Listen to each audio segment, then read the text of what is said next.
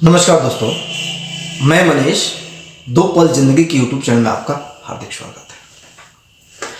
दोस्त, आज का जो मैं वीडियो बना रहा हूं ना, मैं उन अभिभावकों के लिए बना रहा हूं जो अपने बच्चे के छोटे अचीवमेंट को बहुत बड़े रूप में करके समाज में पेश करते हैं। अगर उनका बच्चा स्कूल में 95%, 99% या 98% ला देता है ना, तो पूरे समाज में वो हल्ला मचा देते हैं। एकदम कॉलर टाइट करके घूमते हैं, मेरा लड़का। इतनी तारीफ, इतनी खुशी कि भाई क्या कहना।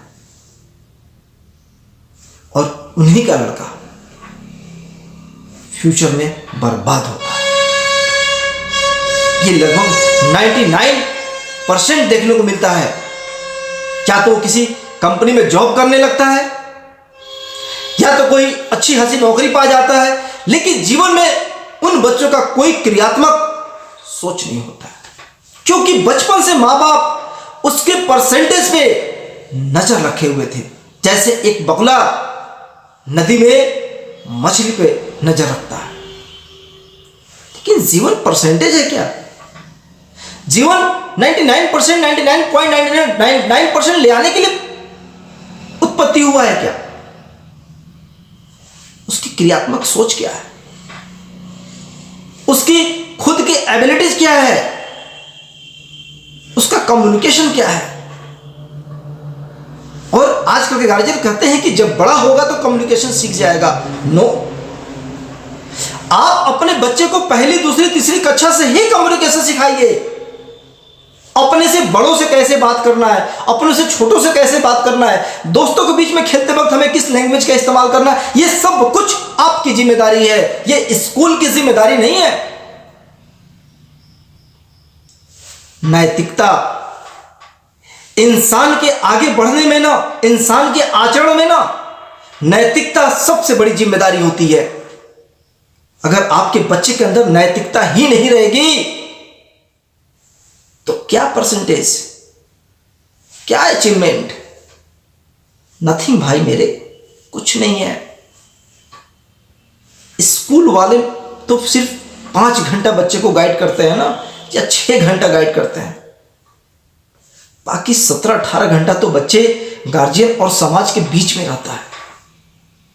और वो बच्चा गार्जियन का इज्जत करना ना सीख पाए, वो बच्चा समाज में लोगों का कद्र करना ना सीख पाए, वो बच्चा जो डेवलपमेंट स्किल्स, कैसे किसी से बात करना है, कैसे हमें किसी से अपनी बात मनवानी है, वो ना सीख पाए, तो क्या सब कुछ वो इंटर और ग्रेजुएशन में जाकर सीखेगा? और सीखेगा तो सोचेगा कब?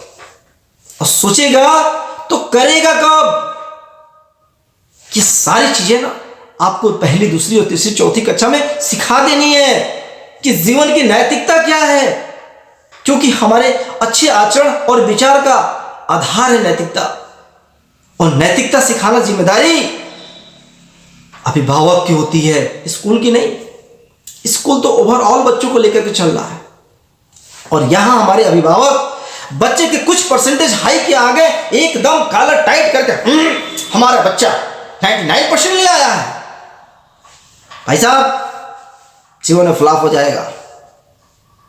अरे वो 80% ही ले आए, लेकिन अगर उसको ये सब सारी चीजों का ज्ञान है ना, तो आप देखिएगा जीवन में कभी वो फेल नहीं हो सकता है, कुछ ना कुछ नया जरूर कर लेगा। इसलिए आप बच्चे के परसेंटेज के बजाय बच्चे के नैतिकता के बारे में ध्यान दीजिए, बच्चे के आचरण के बारे में ध्यान दीजिए, बच्चे के क्रियात्मक सोच के बारे में ध्यान दीजिए। 99.99% तो रट्टा मार के भी आ सकता है, तो क्या उस रट्टा के पीछे का छिपा ज्ञान आपके बच्चे के अंदर है? ये जानने की कोशिश आप करते हैं? कभी बैठ के उन बच्चों के पास कभी कुछ पूछने की कोशिश करते हैं? नहीं ना। तो फिर क्या क्या परसेंटेज? दोस्त, मैं आपको कुछ बैकअप में लेके जाता हूं। मैं अपने बाबा का एक गाइडलाइंस का तरीका बताता हूं। उनकी आदत थी ना कि जब वो ड्यूटी से समय से आ जाते थे, सरकारी सर्विस करते थे, समय से आ जाते थे। जब बच्चे